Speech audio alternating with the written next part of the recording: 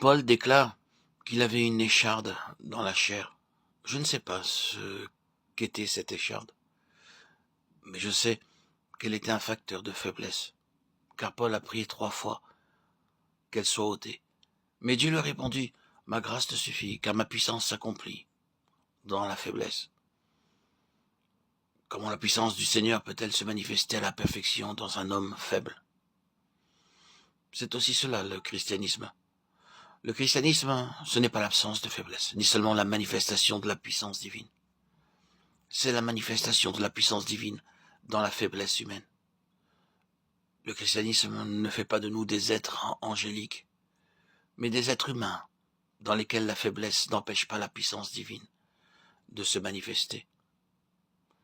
Illustrons cela par un exemple. Il y a un certain temps, j'ai été très sérieusement malade. Au cours des 2 premiers mois, j'ai passé 3 radiographies. Et à chaque fois, le diagnostic était très grave. J'ai prié, j'ai cru. J'avais espéré que Dieu me guérirait de ma maladie, mais quoiqu'à plusieurs reprises, j'ai pu faire l'expérience de la réalité de sa puissance. La racine du mal demeurait, rendant possible une rechute. J'étais très troublé.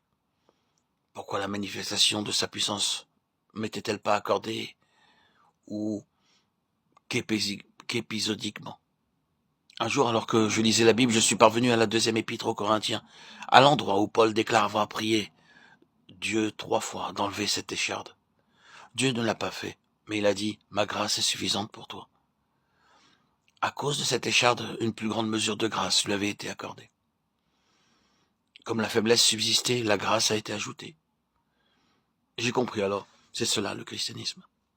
J'ai prié pour que le Seigneur m'éclaire pleinement. Et la pensée d'une embarcation ne pouvant traverser la rivière à cause d'un écueil s'est présentée à moi. Je priais ainsi, « Seigneur, s'il te plaît, enlève cet écueil. » Alors, une question m'a été posée intérieurement. Qu'est-ce qui serait le mieux? Ôter cet énorme rocher du lit de la rivière ou bien de laisser le Seigneur élever le niveau de l'eau de quelques mètres? J'ai répondu, il serait préférable que le niveau de l'eau soit plus haut. Depuis ce jour, beaucoup de mes difficultés se sont dissipées. Je n'ose pas dire que je n'ai plus jamais été tenté, mais gloire à Dieu. J'ai découvert qu'il a la capacité d'opérer avec les difficultés sans pour autant les enlever obligatoirement. Le christianisme ne consiste pas à ôter les difficultés, mais à élever le niveau de l'eau de sa grâce. Avez-vous des difficultés? Oui. Avez-vous des faiblesses? Oui. Nous en avons tous. Mais gardez présent à l'esprit que le Seigneur ne se préoccupe pas d'enlever nos faiblesses, ni même de nous conférer une certaine puissance.